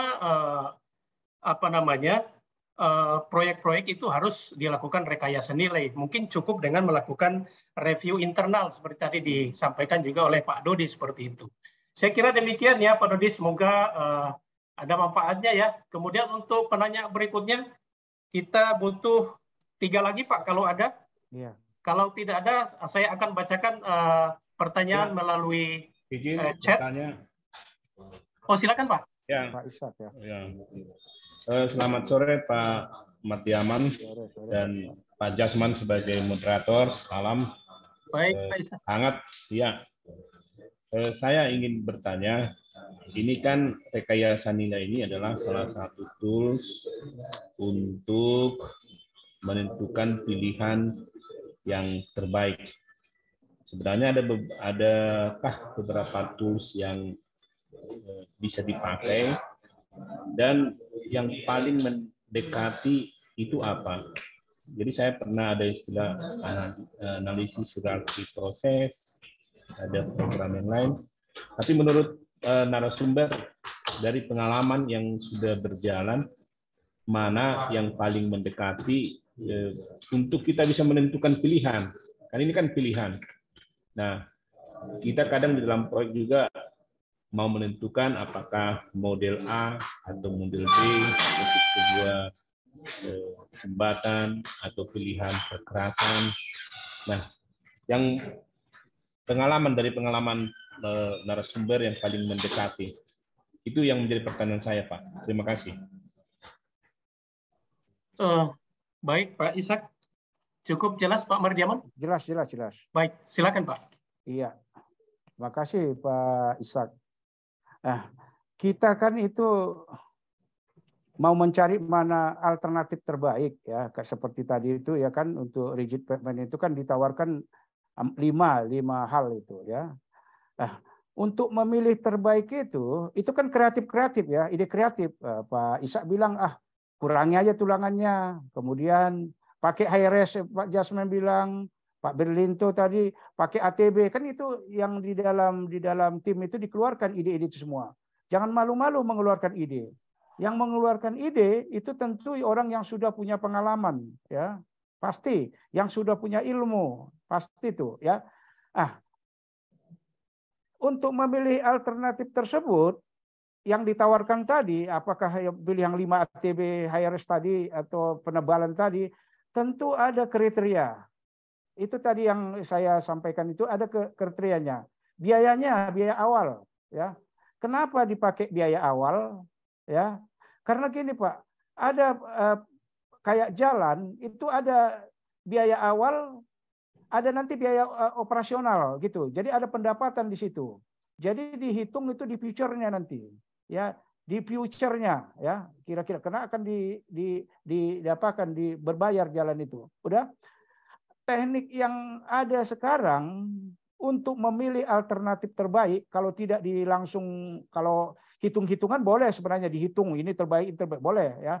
Tapi yang terbaik yang sekarang itu pakai perbandingan berpasangan. Itu kalau Pak Ishak lihat itu banyak itu penelitian termasuk juga mahasiswa itu memakai perbandingan berpasangan, pairwise ya.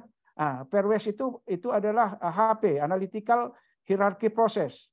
Itu adalah alat tools analisa untuk memilih terbaik berdasarkan bobot ya, bobot. Yang tadi itu kan ada 6 itu tadi kriteria. Setelah diolah pakai analisa hierarki proses untuk mengambil keputusan, itu didapatlah tadi 39% yang terbesar itu bobotnya.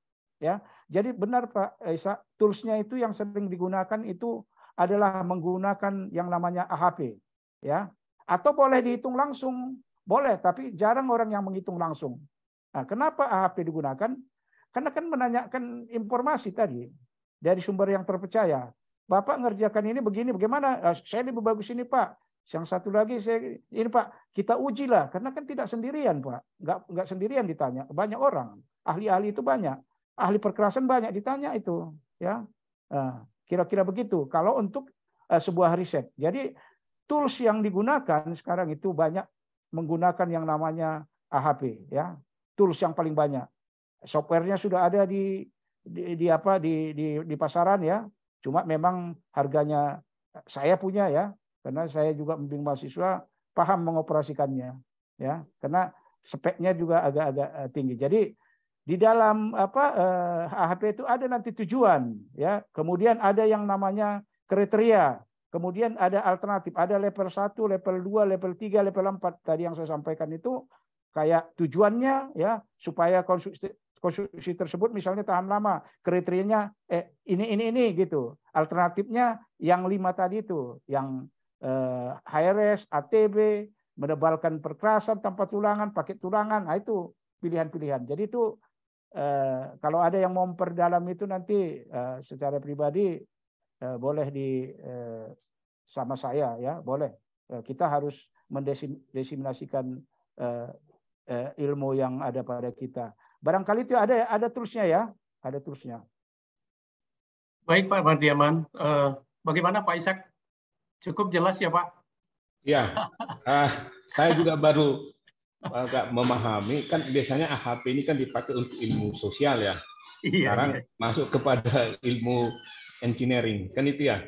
Tapi Pak Dr. Mardiaman, ini sebenarnya karena dia melakukan sebuah proses diskusi ya, pengisian dari tanggapan, maka memang harus orang yang berkompeten ya, subjektivitasnya supaya objektivitasnya supaya dapat.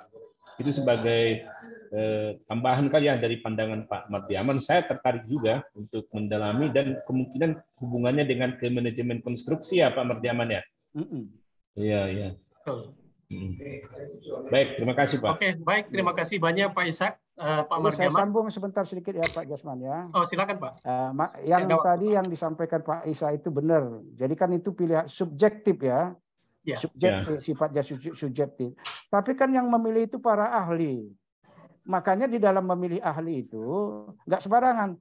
Sehingga nanti kalau dia salah, saya salah mengisi, Pak Jasman salah mengisi, kita salah, dilihat namanya konsistensi indeksnya, CI-nya itu.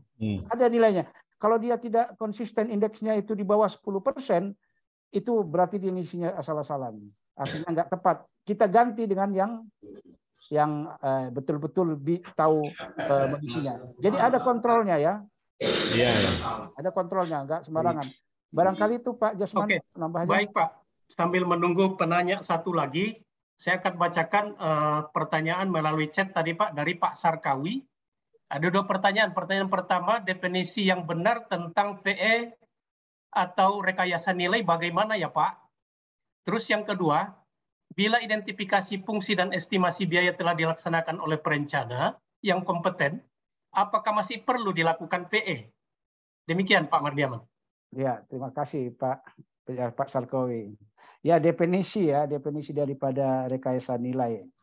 Ya, seperti yang saya sampaikan tadi ya, bahwa dari berbagai ahli ya pendapat itu rekayasa nilai itu sebenarnya penerapan teknik-teknik ya yang dianggap ampuh, teknik analisa itu supaya ya memilih alternatif dari sistem atau produk itu yang efektif dan efisien. Itu ada kata efektif dan efisien. Kalau tidak boleh efisien kalau tidak efektif. Contohnya gini, efektif itu apabila suatu produk atau sistem itu bisa melakukan fungsinya. Contoh tadi saya sampaikan, misalnya di dalam spesifikasi balok ya, balok itu harus tahan memikul beban 1 ton. Saya sampaikan tadi ya. Nah, dia efektif apabila melakukan satu beban bisa memikul 1 ton. Ya, boleh nggak dia kita buat 1,5 ton? Boleh, tapi dimensinya akan bertambah besar, ya dari 1 ton sampai jadi 1,5, berarti dimensinya bertambah besar. Akibat dari pertambahan daripada dimensi, cost-nya bertambah. Itulah yang disebut di awal tadi adalah timbulnya biaya-biaya yang tidak diperlukan. Kenapa biaya yang tidak diperlukan itu timbul? Ada berbagai alasan tadi. Ya, terlalu kaku. Nah, disampaikan oleh PPK, misalnya harus dimensinya sekian, kita ikuti. Dalam hal ini ditiadakan ya, ditiadakan. Ya, itu artinya. Jadi menggunakan teknik-teknik yang memang ampuh unggul ya untuk memilih alternatif terbaik supaya efisiensi dan efektif itu tinggi. Nah, itu. Pertanyaan kedua kalau nggak salah tadi, kalau orang-orang yang sudah pengalaman, sudah berkualifikasi tinggi ya, itu membuat suatu justifikasi, apakah perlu dilakukan PA? Apakah perlu dilakukan PA? Pelaksanaan PA itu ya tergantung kepada kita. Tadi salah satu indikatornya itu ya nilainya. Ya, nilainya itu cukup nggak gitu, ya signifikan tidak. Kalau seandainya nilainya cuma 1 juta, ya udah sama kamu aja itu 1 juta itu gitu, nggak ada gunanya dilakukan PA. Jadi ada syarat di Indonesia ini Pak Sarkawi, ini yang perlu kita gali juga. Sebenarnya berapa sih PA yang ideal itu sampai sekarang penelitian maunya ada diarahkan gitu supaya PA itu ya disenangi. Nah, jadi kalau ditanya perlu nggak dilakukan PA? Ya kalau dia nilainya kecil nggak usah lah, untuk apa, udahlah gitu. Tapi kalau gede misalnya nilainya satu item misalnya 100 miliar, wah ini jangan-jangan salah itu ada kurang informasi didapatnya sehingga nilainya 100 miliar. Jangan-jangan dia asumsinya bahwa itu materialnya itu misalnya jauh daripada lokasi, padahal bisa dibuat di dekat lokasi sehingga murah transportasinya gitu, ya. Jadi disitulah penting tidaknya rekayasa nilai. Jadi saya nggak tahu, untuk mungkin Pak Sarkawi tahu, ada nggak misalnya aturan-aturan kayak gedung, kayak saya kemarin di Departemen Dalam Negeri bangunan parkir itu dilakukan PA katanya karena nilainya sudah ada sampai 100 miliar gitu. Itu kenapa ada PA-nya? Dana ini 100 miliar katanya, jadi perlu di PA sebelum dia dilelang. Ya, supaya dia nanti keluar OE, ya, OE. Estimasi yang akurat itu. Nah, kan kita lihat gini ya, di dalam kos itu ada yang namanya dikatakan tidak rinci, semi rinci dan rinci. Kalau tidak rinci itu berarti informasi yang kita dapat itu masih kurang, masih sangat sedikit. Ketika dilelang sebenarnya harus dapat yang harga yang rinci. Makanya di fase konstruksi sebenarnya nggak ada lagi profit penghematan yang bisa didapat. Karena ketika dilelang nilainya sudah benar-benar gitu. Sudah benar-benar dapat. Ya, kalaupun dapat ya kecil amat, 0,01% kan nggak ada gunanya lagi gitu. Ya, makanya bukan di kontraktornya yang bermasalah, ketika desain tadi ya itu yang perlu dibenahi. Barangkali itu Pak Sarkawi ya. Terima kasih. Baik. Terima kasih banyak Pak ya. Halo Pak. Silakan ya, Pak Jordan ya. Jadi PE itu di saat mau approve hasil perencanaan atau dalam pelaksanaan. Kalau bagi saya sebelum menerima itu tentunya menerima hasil perencanaan itu harus dikaji lebih dulu bagi pengguna jasanya. Jadi sudah mendapat ya mengapa kita meng-hire perencana yang betul-betul kompeten toh. Jadi jangan sampai PE-nya malah dilakukan di saat pelaksanaan. Jadi kita memang dikontrol di saat sebelum mengupload hasil desain itu. Saya kira seperti itu, Pak ya. Iya, ya, saya setuju pas ya. Benar, saya setuju dengan Pak Sarkowi. Itu memang sebelum lelang dia, sebelum lelang. Jadi dapat harga yang benar-benar akurat gitu. Ya, sehingga di tahap konstruksi sebenarnya tidak ada lagi PA-PA-an karena harganya udah memang harga-harga yang memang kompetitif gitu. Ya. Ya kita harus mensewa konsultan PE lagi atau kita memang bikin tim sendiri gitu Pak. Yang mana Pak Sarkowi? Ya mungkin saya luruskan sedikit Pak. Saya ada pengantar sedikit ya Pak Sarkowi ya. Ya silakan Pak. Kenapa itu terkait dengan pertanyaan saya sebelum Pak Mardiaman tadi menyampaikan materinya Pak. Apakah masih perlu dilakukan PE sementara hasil perencanaan sudah ada? Ya kan Pak. Jadi memang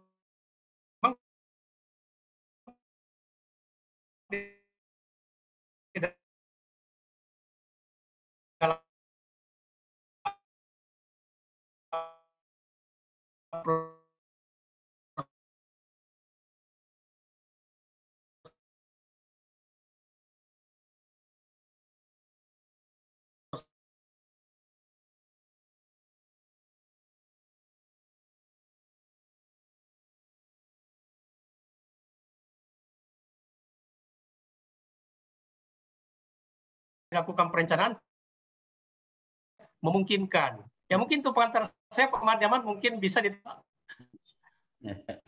nanti perencana yang kompeten singgung. Iya.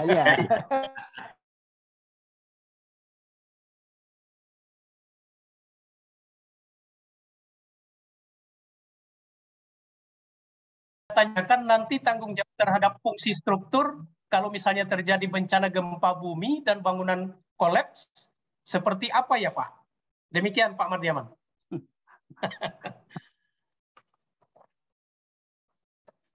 Coba saya baca kurang panjang ini ya.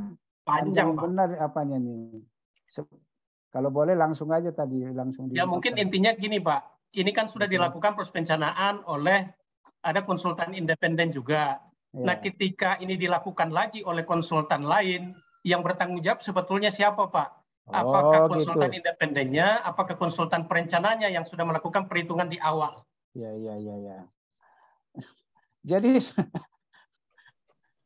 Jadi sebenarnya itu kenapa dilakukan apalagi itu PA independence kan itu lagi di tengah jalan itu kan sebenarnya kalau karena dicurigai sebenarnya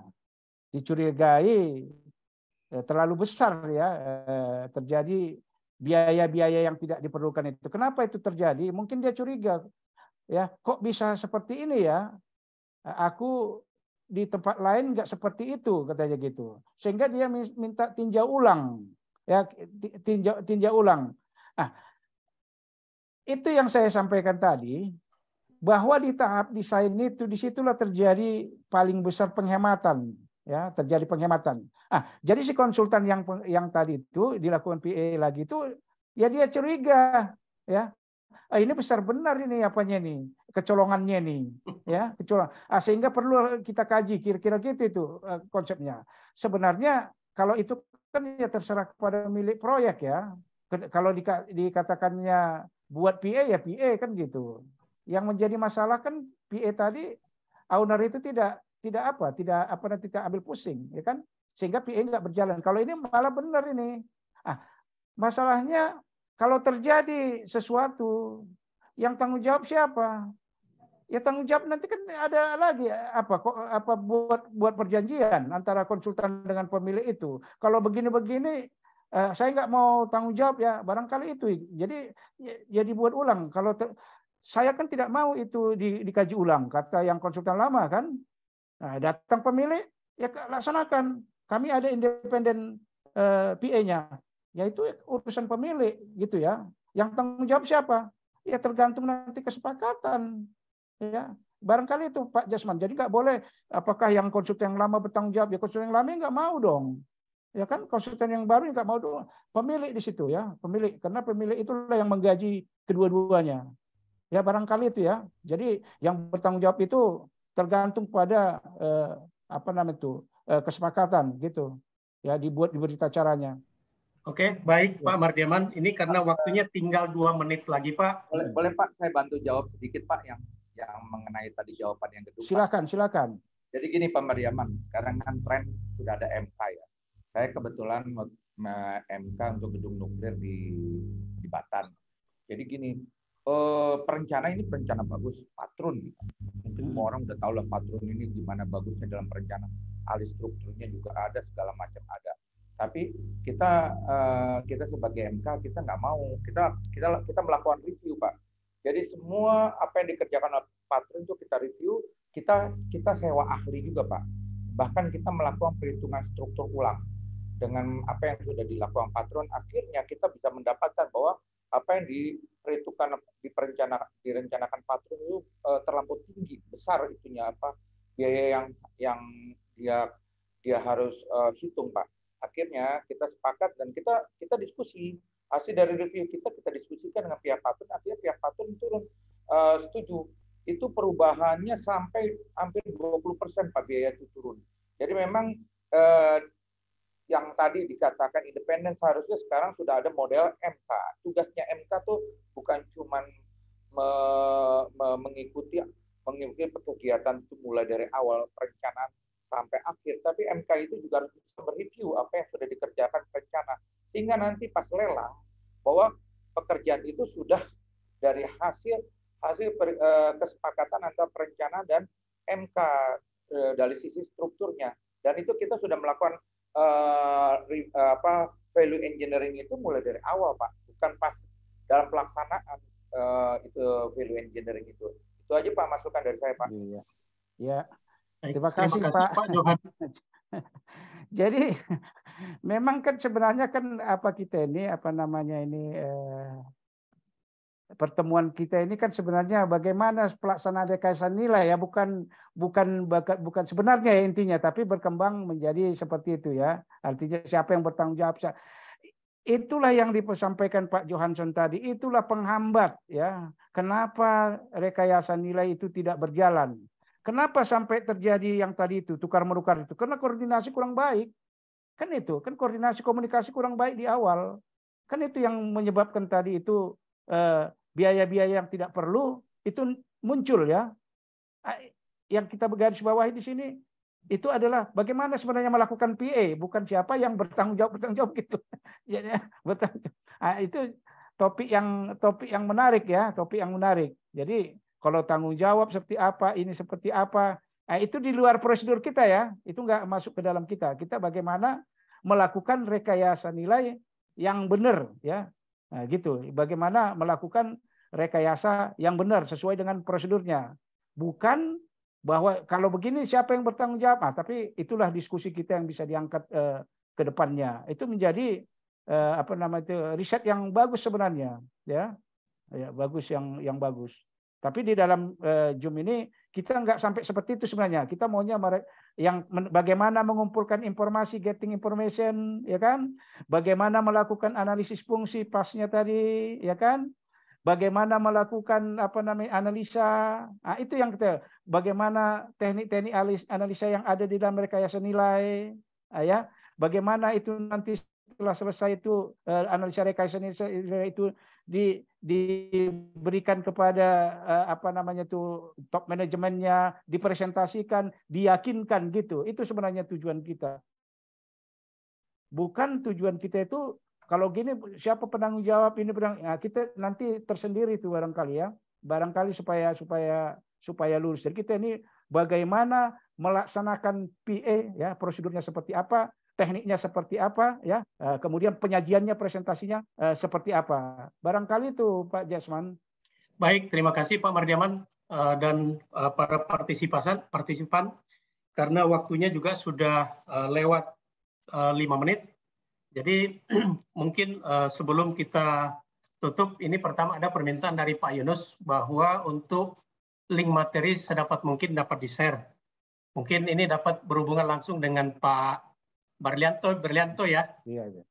Kemudian sebelum ditutup, ada beberapa poin yang saya sempat tangkap.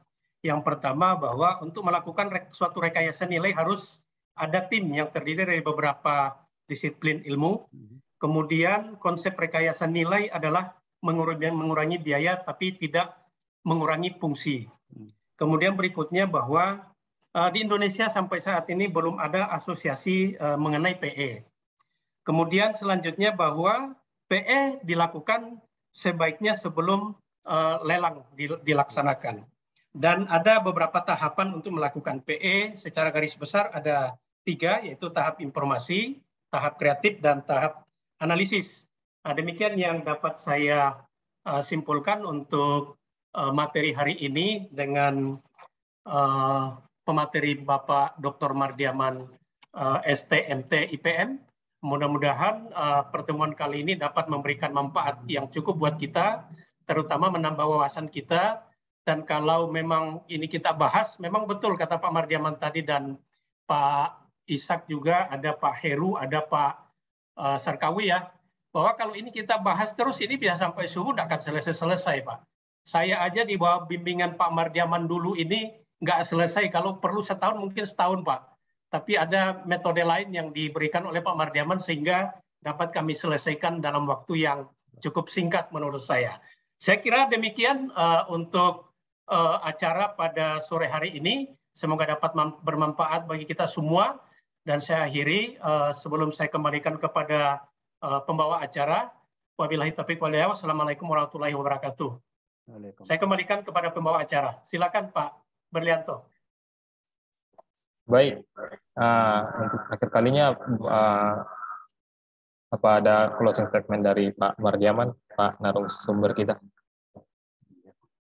Terima kasih Pak Berlianto, Pak Jasman ya. Bahwa di dalam pekerjaan konstruksi ya, itu pasti ada biaya-biaya yang tidak perlu, itu sudah pasti ya.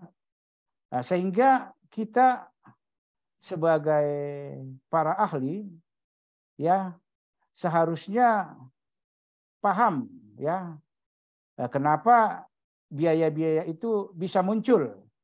Tetapi kita tidak boleh secara frontal ya di dalam pekerjaan kita sehari-hari ya, supaya itu nanti tidak bersinggungan dengan orang banyak. Sampaikanlah itu dengan cara yang benar ya, cara yang benar. Karena apa? Karena memang PA itu di Indonesia belum berterima secara baik, secara bagus. Oleh karena itu tanggung jawab kita ya kepada dunia konstruksi supaya kita itu bisa menjadi benar-benar tenaga ahli ya yang bisa menjadi motivator bagi orang banyak, dan itu tentunya ada upahnya. Barangkali itu yang bisa saya sampaikan Pak Berlianto. Terima kasih kalau ada kata-kata saya yang salah, yang kurang berkenan, mohon dimaafkan. Semoga apa yang saya sampaikan kita diskusikan sama-sama bisa menjadi ya, penambah ilmu bagi kita semua. Terima kasih. Silakan Pak Berlianto. Baik, terima kasih atas pertanyaan-pertanyaan yang sudah diberikan Bapak Ibu guru, Bapak Ibu sekalian. Semoga apa yang sudah kita jawab sudah dijawab oleh narasumber kita dapat memperjelas dan dapat kita pahami. Memang tujuan dari kegiatan webinar kita adalah untuk belajar, saling mengetahui, dari yang tidak tahu menjadi tahu, saling mengingatkan ya Bapak Ibu, saling bertukar pikiran satu sama lain. Ya, baik, sebelum kita menutup acara kegiatan kita ini, mohon kepada Bapak serta mengaktifkan seluruh kameranya, kita foto bersama.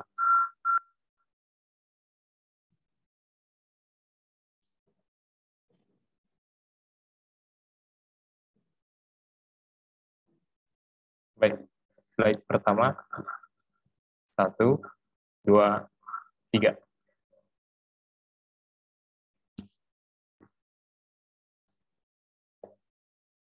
Slide kedua. 1, 2, 3. Baik, Bapak Ibu, untuk yang terakhir penutupan, para hadirin yang terhormat, para partisipan yang sudah hadir sore hari ini, kini sampailah kita penghujung acara. Semoga ilmu yang kita dapat membawa berkah serta pengamal atas ilmu pengalaman yang sudah kita dapat. Saya dan segenap panitia yang bertugas mengucapkan terima kasih banyak kepada Bapak Ibu yang sudah hadir serta peserta yang antusias mengikuti acara kita ini dari awal hingga akhir. Selanjutnya kami mohon maaf atas kesalahan, perkataan dan ucapan kami panitia. Kami mohon maaf sebesar-besarnya.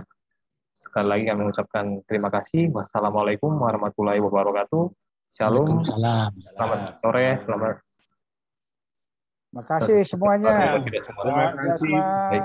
Terima kasih Bapak Ibu. Semua Bapak Ibu ya. Pak Jaman, Pak Jasman, izin. Ya, Pak Ishak. Semoga sehat semua ya. Pak Mardiaman, Pak Berlinto, dan rekan-rekan semuanya para hadirin melalui Zoom. Terima kasih banyak. Sama-sama Pak Jasman.